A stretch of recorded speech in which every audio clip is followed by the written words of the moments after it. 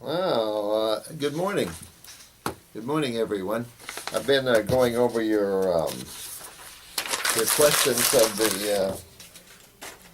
the night, and I think a little yesterday. And how are you all today? It is a pleasure to see you all in those ways. I was looking at this one lady that's got to travel around Nepal, Mongolia. I've got clients in Mongolia. I've got clients all around India. I've got clients everywhere. And it was neat to see that you've been in all these places. It's great. I'm kind of burnt out with traveling now. Flights and stuff, and then eating habits, and it just disjoins you. But I love to see the people of the world. It's just so cool. This one question was on sea salts, and I'm not opposed, I guess, to Himalayan salt, Celtic salt, real salt, where you have a full-bodied salt. That's your traces and micro traces, and it's more of a grayish salt, has all your minerals in it. Yeah, a little bit of that. I mean, I just don't think that's going to be a big deal. I like chemistry in its most complete forms for your benefit, but I can't imagine a little bit of that hurting you. This is a comment from Mashton. A little reminder that you didn't rebuild the lady's spinal cord. Her body did, right? Yeah, sorry about the ego. Sometimes I just get carried away going on down the line, and even the littlest things you don't realize, There's no question that the human body is the rebuilder of itself, but if you push past that and understand that it's just limited states of consciousness, but all tied to consciousness, that, all life is a supreme being and expression, and so, yeah, definitely your body is the genius here. We actually just give it the goodies and the energy to perform its magic, So absolutely sorry about that. This other question was about some chemotherapy this person had a couple of years ago.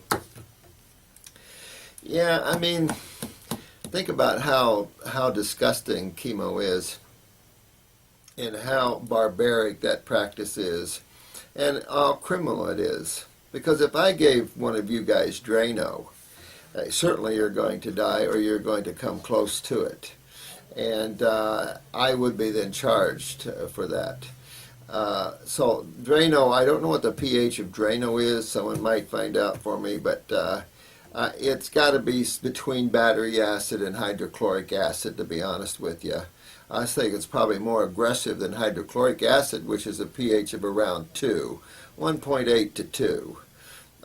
Most acids that damage cells are 3 pH. 3 pH, around the 3 pH you have soda pops. Someone mentioned about, so was that water full of lava? Something about soda pops and stuff. Oh my God, here's another crime. Soda pop. You got carbonic, phosphoric acids. These acids, they suck calcium right out of the human body. And it's like, oh my God. When I was young, I was addicted to Coke. Addicted is a good word. I was addicted to Pepsi, and then Dr. Pepper was also very good. And boy, I tell you, I didn't know. That you just come along in society, and it was like someone was talking here in one of your comments about opening a door, and I think this was a new subscriber. Someone came on, and I really appreciated your comments. But yeah, we live, that's creation. Creation is the mind, and you open one door, and in that world you play in, but all the other doors are closed because the mind can't be omnipresent. The mind can't be consciousness. It has to deal in states of consciousness. And so, yeah, this is one of the problems with creation in the sense of the drama, is that you're lost in your drama. And then when someone taps you on the back and says, hey, look over here, it's like, wow. So then you open to another drama. But to open up to the complete drama is to live in the now, as we've been talking about, and some of you are really getting that down good. And the practice of being in the now and stopping that mind, only sending your mind on a journey you want it to get. If you want your mind to go access some memory patterns from the past or to go figure out something, have it report back to you. don't go with it, because then you lose yourself, and then doors start closing. And so, enjoy the door of natural healing, because it's a huge door. I always thought, what a beautiful door to have government slam on it. There was a comment here about the LA's finest rating a raw food place. I'll tell you what, I've got a good paralegal there, and there's a lot of good paralegals out there, better than most lawyers, to tell you the truth, because they're really, they go that extra mile in research and things. But I'll tell you this, I'd be suing the LA and California for deprivation of rights. I really would. I would be really give them one heck of a suit that's going to slap these guys on the wrist. And you might even be able to add a lot of different things to that. But deprivation of rights, constitutional rights, that way you can take this all the way to the Supreme Court.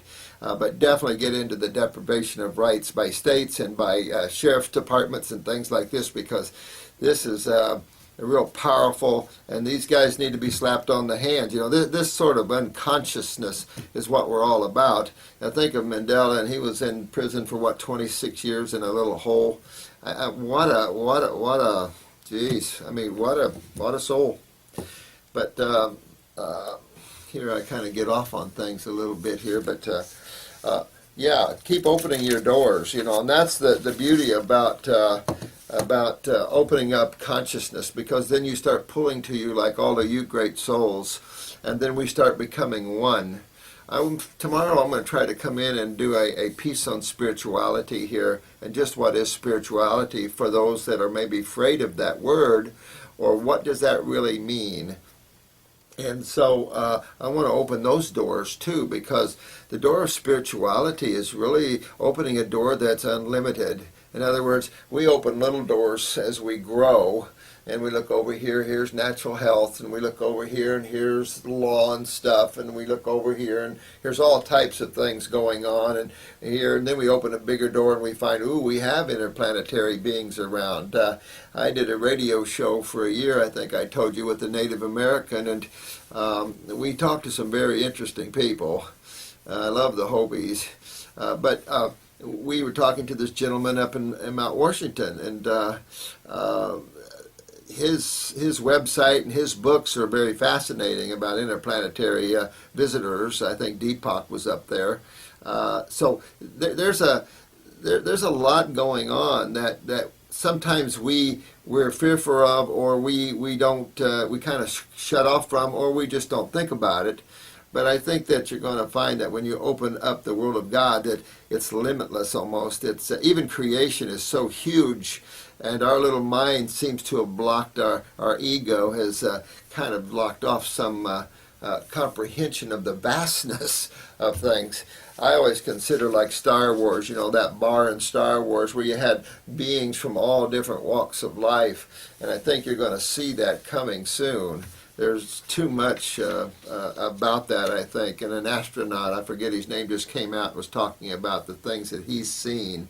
And I think that it's important. And then didn't someone like, I don't know if it's the people that discovered the Atocha or whatever, they discovered a metal round disc in the ocean. So a lot of neat things. I don't know. I think one always has to be with the self and protective, and then view life from a much broader perspective, which is consciousness. And so we're just going to play and have fun and open some doors. And for those that don't freak out, I'm actually don't care about creation at all. Whatever's out there, it's just nice to know about it. And but you don't take it in, because you always have to be the stability of the self. And this is for channeling. We'll get into the spiritual talking about channeling and opening yourself up when you're, that's not a good thing.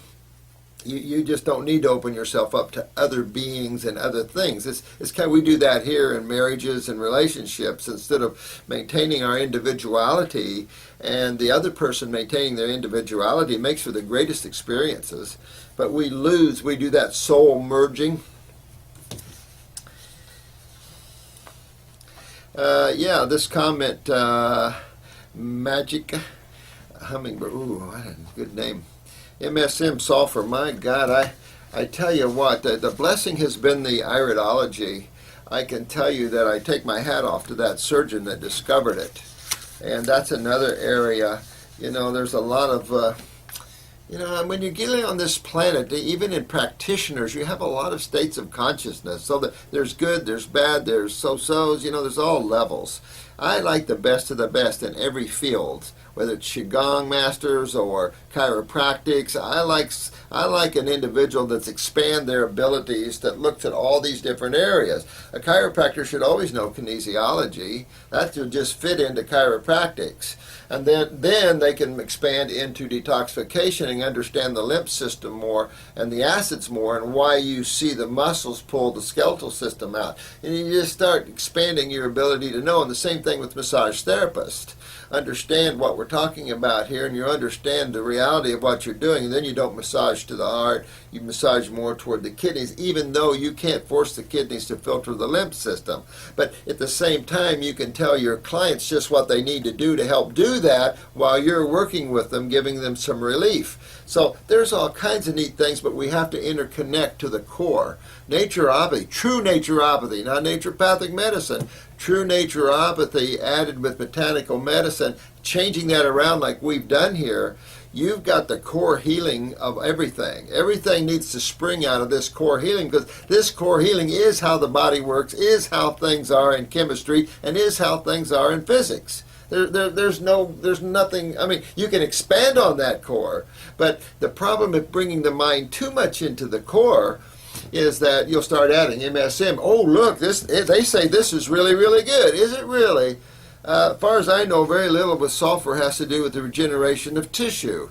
If so, it's a trace, because sulfur is such an acid gas, such an irritant, in my opinion, but it does help symptoms. The problem is, in the iris work, we see sulfur in so many people, and sulfur is a major fungal aphrodisiac. People that have a lot of sulfur, you're going to have a lot of candida or fungal problems in your body. And I mean, this is stuff like the nectar of the gods. This makes fungus procreate at 1,000,000 times its rate. I mean, sulfur's bad. I spent 40 years looking at this, and I can tell you, I've showed a lot of medical doctors, and they're going, wow, they see it too. So this is just hype. That's why I don't get into products. I don't get into isolation things. If we're going to look at anything, look at the botanicals. Why are we messing with chemistry? We're messing with chemistry because we don't know how to cure. We don't know how to heal. We've lost our simplicity, our soul view, and got into the intellectualism of it all. So you got to detox the sulfur out of you, for sure. And remember, I said the other day, now there's a big company that sells these high-end makeups right on TV saying sulfur-free. Well, wait a minute. I thought sulfur was good for you. See what I'm saying? This is why I don't get into things. I don't get into machines. I don't get into things. I don't get into altering chemistry, because down the road, there's a warning, or there's someone says, whoa, no, whoops, we found that.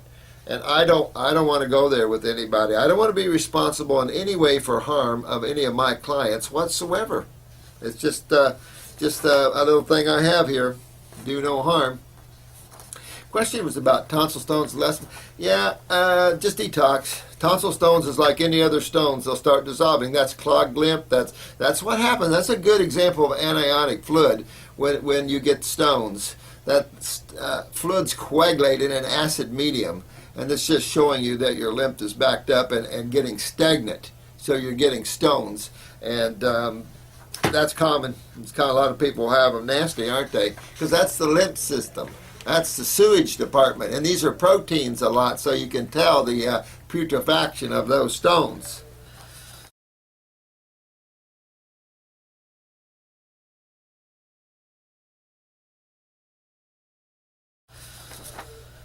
Yeah, this comment about who was this?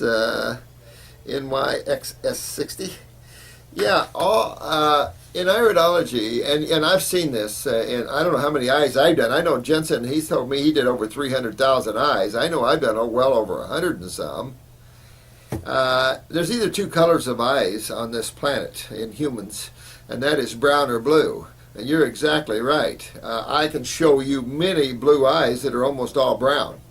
And that's not good. brown eyes, brown in a blue eye is chronic lymph toxicity, and that's serious. Yeah, this brown has to come out. Orange in your eye is sulfur. So you can get a magnifying glass or get a real strong mirror, get a flashlight. And if you see orange in your eye, you can see orange in a brown eye. Much more difficult though. That's why my camera is right up close to your eye, and you can really see things like that. And the photograph brings the colors forth too. But there's yellow. Of course, that makes for green-looking eyes, hazel eyes. All these are blue eyes. A true brown eye will be nothing but brown, but you'll see shades of brown. And the lighter brown is probably your true color of your eye. But absolutely, the day or two after birth, your genetics starts registering into the brain, and everything starts changing. Your eyes change, everything starts changing to match those genetics. How interesting, huh? So much. There's so much we don't know. But we're wakening up. That's a good thing. Someone asked me about raw tomatoes. Yeah, I mean, they're the nightshade, like Dan with the IRA. Yeah, I wouldn't do any nightshade. I've seen a lot of problems with that. Nightshade and pain. It makes you wonder when you're hybriding a toxic plant family, just what are we doing here? But they're edible, I guess. I like a big beefsteak tomato myself, but I still feel the acid. I'm real sensitive to acids, and I can even tell them in a raw tomato. But, okay, raw salsa. You could get away with doing some organic corn chips as a cheat, and dried popcorn without salt, or unless you use the Celtic or Himalayan or real salt or something as a cheat. These are good cheats, I guess you could say. Someone asked me about Coconut Secret. I'm not aware of that, but if it's all coconut, I'm in love with that. That's good stuff. Someone asked me about, there's been recipes out there with mango and date and pear-based dressings on some of the raw salads. Yeah, I mean, could get some gas and fermentation from that a little bit. I know. I mean, these things taste good, and I suppose there's really no major harm in doing anything like that, of course. But certainly, if you could get some gas and discomfort from the fermentation. If you're a diabetic, I wouldn't touch that. I would really stay strict with the combinations until I fix my adrenal glands, or type 1, get into the pancreas or the nervous system that controls that, which is the adrenal glands. I would definitely stay with super good. Matter of fact, as a diabetic, I would stay real more mono eating, where your body's really just focusing on one single food at a time or two. And I definitely keep fruit in the fruit category, vegetables in the vegetable category, and of course you can't do starch. And I wouldn't do any protein. Protein raises the blood sugar, so you can tell me why that is. So you're right, but I mean, this is not going to be harmful like high protein diets and things like this. These things are known to destroy the kidneys and colon. I mean, proteins are, we have to get out of, the word protein itself is wrong. It's an illusion in terms of a needed nutrient, because it's a complex structure of amino acids. Yeah, we need amino acids, but I like when we get to the right verbiage, because this is how misinformation is passed. And so people get caught up in the protein myth, and then that's pretty soon they're echoing things that are untrue, and they just don't realize it. And then we have a lot of that in gyms and bodybuilding and stuff, and there's some sad cases out there now because of that. Yeah. Passio, yeah, thank you for the comment, my friend. Birth control, Queensland lace and wild carrot, eh? I'll look those up. I really am interested. Someone said pine needles, pretty acidic, but certainly estrogen is acidic, which is what women take to keep themselves aborted. But I'll look those up. I'm familiar with both of them. I've not heard them in a birth control issue, but I'll dig deeper on that because it sounds pretty cool. I think we come up with a good natural herbal birth control, we've got it. I mean, because this is what we need. This planet is getting heavily populated, and you can see there's no work, there's nothing for these poor souls, and these bodies. I think people need to spend some time getting their genetics rebuilt and their health built before they start having children, because I tell you, the medical profession aren't treating these children well. The mutation from surgeries and stuff on these children are just beyond almost comprehension. I know they probably mean well, but you can mean well and be unconscious, and at another level, it's destruction. So, you know, it's maybe why we talk so bad about it. I'd go after the LA's finest. I don't put up with that kind of crap. It's just, you know, we can't live in fear base anymore. We got to turn the cards around and know, you're going to come after us, we're going to come after you lawfully. And we have a constitution that every state signed. I don't care what these states think. They are their sovereign states. We live in a country with 50 sovereign states. But interestingly, they all signed on to the federal, I hate to use the word federal constitution, the United States Constitution, and that does give you the right. So this deprivation of right is a good lawsuit. I'll get into OCD another time here. This is I'm 19 because my time, and I'm already over. Oh, these videos go so fast. Dadgummit. I'm 19 and I'm dealing with some emotional issues like anxiety, depression. Well, remember when I said if you're 19 years old, you can bet assured you have kidney and adrenal gland weakness? Well, honey, you're showing this right here. Now, depression is the parathyroid gland. Now, here's an interesting clue for you guys. All right, this lady, we know she's got anxieties. Anxieties, that's your autonomic nervous system, that's your adrenal glands. That's every time, that's a fact. That gives you anxieties, that gives you all types of emotional type issues. All in that vein. Depression, though, is flipping up to the parathyroid where you're not utilizing calcium. You look at all your depression out there, you'll see a lot of postpartum depressions. Remember we talked about Andrea Yates. And these guys are stuck on these antidepressants and stuff. These guys aren't doctors. These guys, they don't even deserve the degree. No offense, but this is wacko stuff. We got to get into the real biological issues of these cases. And of course, she's had 5 babies. It's calcium sucked right out of her. She's not utilizing calcium, and look at her. She's gone. She's easy to diagnose. Well, here's one that's fairly easy. She's 19 years old. She has depression. We know it's a parathyroid, but she's 6'1". Now, what gland do you think in your body deals with your growth? You know, we were giving growth hormones. Some guy called me, the FDA's after him, IRS is after him, and he was selling growth hormones in California. FDA told him at first it was okay and then said, no, we're going to arrest you for it. Well, the bottom line is, don't give growth hormones anyway, you know, because they shouldn't arrest him for it because they told him it was okay. But still, growth hormones only serve to weaken what? Endocrine gland. Yes, the pituitary. So, honey, you're 6'1". I'm going to tell you, you were born with some pituitary issues that made your growth go a little high. 6'1", okay, but I can tell you that you're seeing the young people growing higher, taller, because we're seeing more pituitary problems. And then you see the depression, which is the suppression of the parathyroid, probably by the pituitary. In other words, you could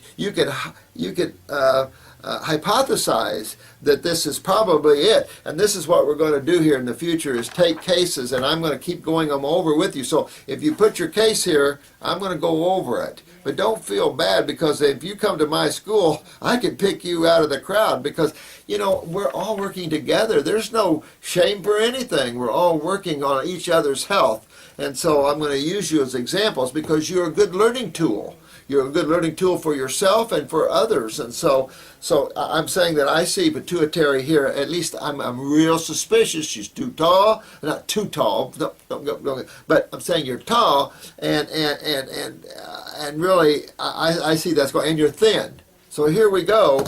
We're going to look at the colon, because remember I said in iridology we've learned that the transverse bowel is tied to the head area and of course to the pituitary. Every time I see a pituitary weakness, I find a transverse colon weakness. Well, here is the probability of malabsorption.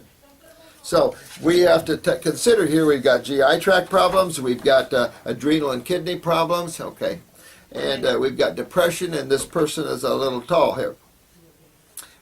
Nice height though, perfect height. You do yoga, you do Qigong, meditation. Good woman. Yeah, I tell you, I like that. The balance of detoxification and weight gain, I tell you, there's almost no balance there because detoxification is a process to get a thin person to the point that they can put on muscle properly. It's hard to do both at the same time because when your GI tract has interstitial lymphatic constipation, you can't eat good and absorb because you're not absorbing. How do you remedy that? You have to fix the malabsorptions, and you have to fix the growth hormones, and you have to fix everything. You have to fix the cells because remember, your body's nothing but cells and two fluids. So this is important that we keep going back to that, and there's going to be a time where you might be thinner than you like, but you know you're going to fix that. You know you're going down the road to find remedy to your problem. And yeah, we look and we see people get too thin or this or that as they go along, and sometimes the pains and sometimes the rashes all over the skin. Yeah, not always fun. I tell you, it's not always fun, but if you want to get at the level of tissue regeneration, which is what I suggest, you're going to have to ride some wild horses out here, or donkeys, or buffalo, and take the ride. And so, okay, I'm done. She can call from Canada. Okay. She can't call back. All right, I'm done here. All right, I'll finish up. I've got a real tyrant out here that's really on me, so I'll finish this up. I will say, the omegas. I'm into the fatty acids of the fresh fruits and stuff. You can take some omega 6s and 9s or whatever. I don't know. I don't care about fish oil one way or another. This person with uritis, and I'll address that again.